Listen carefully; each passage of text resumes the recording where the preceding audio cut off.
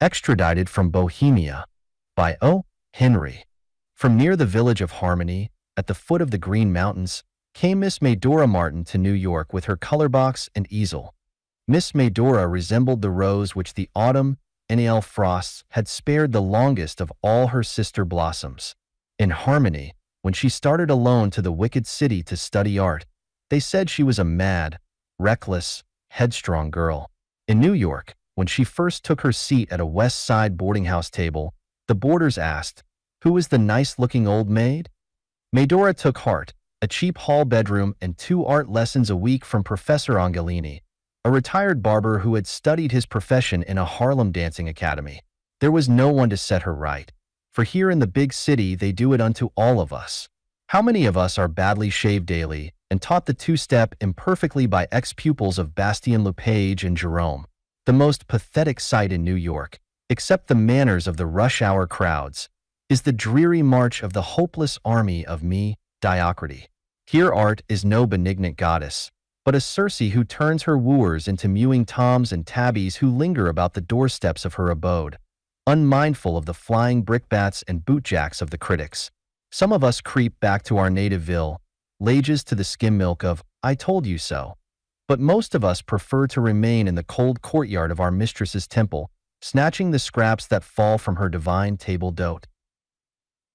But some of us grow weary at last of the fruitless service, and then there are 2 fates open to us.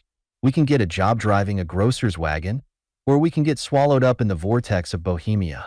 The latter sounds good, but the former really pans out better. For, when the grocer pays us off, we can rent a dress suit and, the italicized system of humor describes it best, get Bohemia on the run. Miss Medora chose the vortex and thereby furnishes us with our little story. Professor Angelini praised her sketches excessively. Once when she had made a neat study of a horse chestnut tree in the park, he declared she would become a second Rosa Bonheur. Again, a great artist has his moods. He would say cruel and cutting things. For example, Medora had spent an afternoon patiently sketching the statue in the architecture at Columbus Circle. Tossing it aside with a sneer, the professor informed her that Giotto had once drawn a perfect circle with one sweep of his hand. One day it rained, the weekly remittance from Harmony was overdue, Medora had a headache, the professor had tried to borrow $2 from her, her art dealer had sent back all her watercolors unsold, and Mr. Binkley asked her out to dinner. Mr. Binkley was the gay boy of the boarding house. He was 49 and owned a fish stall in a downtown market. But after 6 o'clock he wore an evening suit and hooped things up connected with the Beaux-Arts. The young men said he was an Indian. He was supposed to be an accomplished habitué of the inner circles of Bohemia. It was no secret that he had once loaned $10 to a young man who had had a drawing printed in Puck. Often has one thus obtained his entree into the charmed circle, while the other obtained both his entree and roast. The other boarders enviously regarded Medora as she left at Mr. Binkley's side at 9 o'clock. She was as sweet as a cluster of dried autumn grasses in her pale blue ochre, that very thin stuff, in her pale blue comstockized silk waist and box-pleated voile skirt, with a soft pink glow on her thin cheeks and the tiniest bit of rouge powder on her face, with her handkerchief and room key in her brown walrus, pebble-grain bag. And Mr. Binkley looked imposing and dashing with his red face and gray mustache, and his tight dress coat, that made the back of his neck roll up just like a successful novelist's.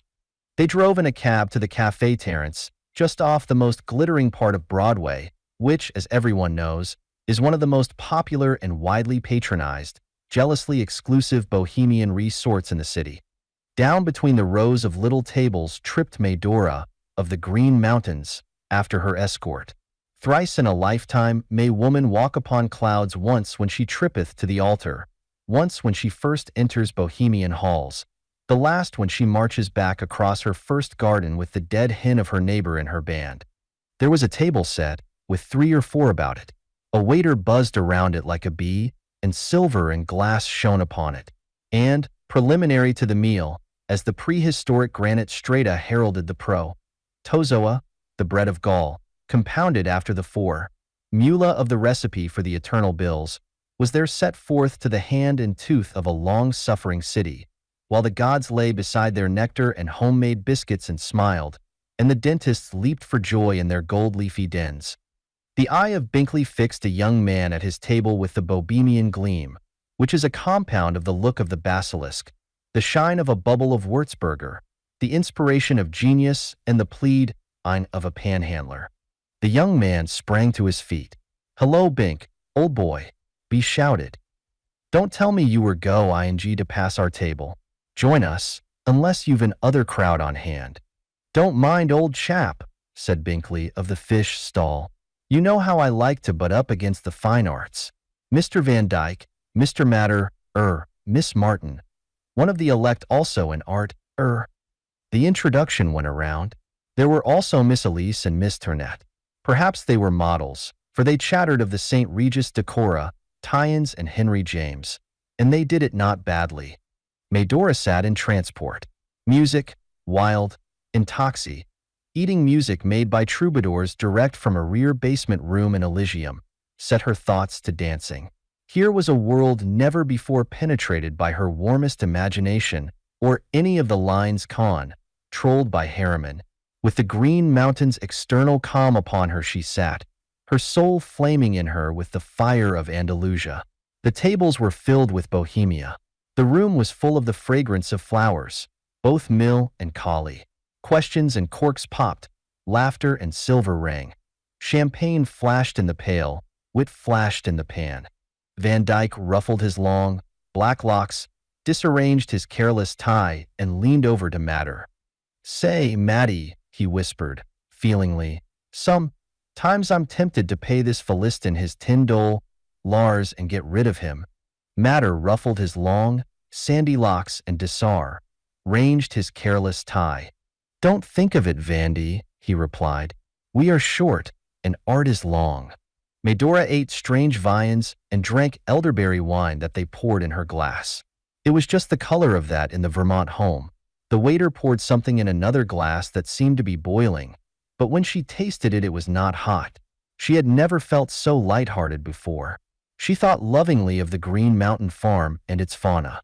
She leaned, smiling, to Miss Elise. "If I were at home," she said, beamingly, "I could show you the cutest little calf." "Nothing for you in the White Lane," said Miss Elise. "Why don't you pad?" The orchestra played a wailing waltz that Medora had learned from the hand organs. She followed the air with nodding head in a sweet soprano hum. Matter looked across the table at her and wondered in what strange waters Binkley had caught her in his seine. She smiled at him, and they raised glasses and drank of the wine that boiled when it was cold. Binkley had abandoned art and was prating of the unusual spring catch of shad. Miss Elise arranged the palette and maulstick tie-pin of Mr. Van Dyke. A Philistin at some distant table was maundering volubly either about Jerome or Jerome. A famous actress was discoursing excitably about monogrammed hosiery. A hose clerk from a department store was loudly proclaiming his opinions of the drama. A writer was abusing Dickens. A magazine editor and a photographer were drinking a dry brand at a served table. A 36-25-42 young lady was saying to an eminent sculptor, "Fudge for your Prax Italies. Bring one of your Venus Anno Dominus down to Cohen's and see bow quick she'd be turned down for a cloak model.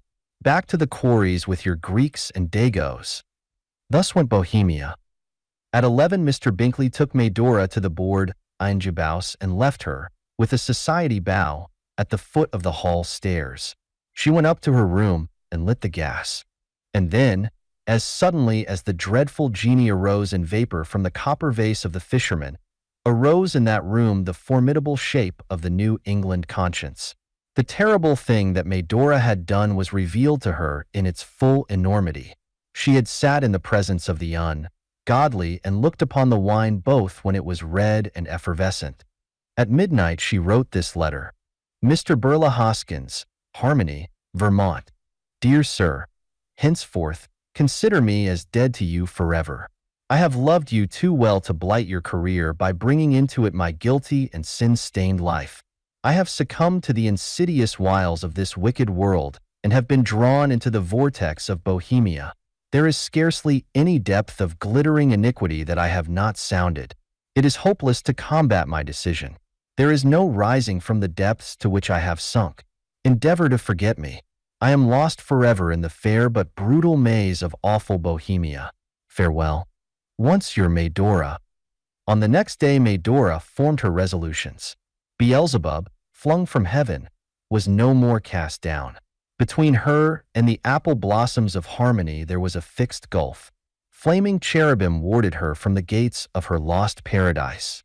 In one evening, by the aid of Binkley and Mum, Bohemia had gathered her into its awful midst.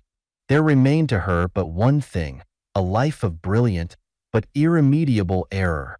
Vermont was a shrine that she never would dare to approach again. But she would not sink. There were great and calm, compelling ones in history upon whom she would model her meteoric career. Camille, Lola Montez, Royal Mary, Zaza. Such a name as one of these would that of Medora Martin be to future generations. For 2 days Medora kept her room. On the third, she opened a magazine at the portrait of the King of Belgium and laughed sardonically. If that far-famed breaker of women's hearts should cross her path, he would have to bow before her cold and imperious beauty. She would not spare the old or the young. All America, all Europe should do homage to her sinister but compelling charm. As yet she could not bear to think of the life she had once desired, a peaceful one in the shadow of the Green Mountains with Beriah at her side, and orders for expensive oil paintings coming in by each mail from New York. Her one fatal misstep had shattered that dream. On the fourth day Medora powdered her face and rouged her lips. Once she had seen Carter in Zaza. She stood before the mirror in a reckless attitude and cried, "Zut! Zut!" She rhymed it with nut, but with the lawless word harmony seemed to pass away forever. The vortex had her. She belonged to Bohemia for evermore. And never would Beriah. The door opened and Beriah walked in. "Dory," said he, "what's all that chalk and pink stuff on your face, honey?" Medora extended an arm. "Too late," she said solemnly. "The die is cast. I belong in another world. Curse me if you will. It is your right. Go, and leave me in the path I have chosen. Bid them all at home never to tie in my name again. And sometimes, Beriah, pray for me when I am reveling in the gaudy, but low pleasures of Bohemia." "Get a towel, Dory," said Beriah, "and wipe that paint off your face. I came as soon as I got your letter. Them pictures of yours ain't amount to anything. I've got tickets for both of us back on the evening train. Hurry and get your things in your trunk. Fate was too strong for me, Beriah. Go while I am strong to bear it. How do you fold this easel, Dory? Now begin to pack, so we have time to eat before train time. The maples is all out in full-grown leaves. Dory, you just ought to see 'em. Not this early, Beriah. You ought to see 'em, Dory. They're like an ocean of green in the morning sunlight." "Oh, Beriah." On the train she said to him suddenly, "I wonder why you came when you got my letter." "Oh, shucks," said Beriah. "Did you think you could fool me? How could you be run away to that Bohemia country like you said when your letter was postmarked New York as plain as day?"